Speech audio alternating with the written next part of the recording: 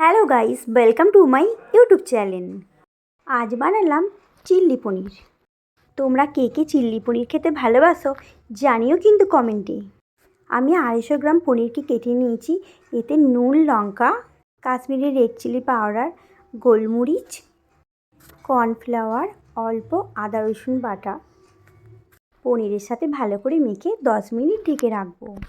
কড়াইয়ে সাদা তেল গরম করে পনিরগুলোকে হালকা আঁচে ভেজে নেব।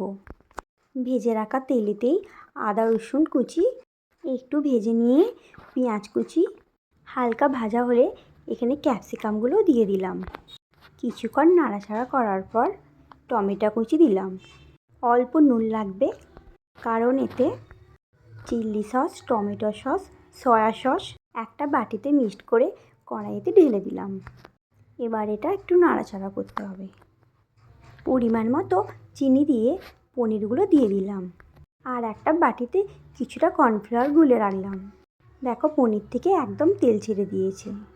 এবার আমি কর্নফ্লাওয়ারটা দিয়ে দিলাম আর একটু জল দিয়ে দিলাম।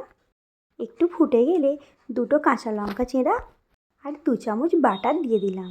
আমার তো চিল্লি পনির তৈরি হয়ে গেল। কে কে খাবে চলে এসো। ভিডিওটি ভালো লাগলে লাইক, কমেন্ট, শেয়ার।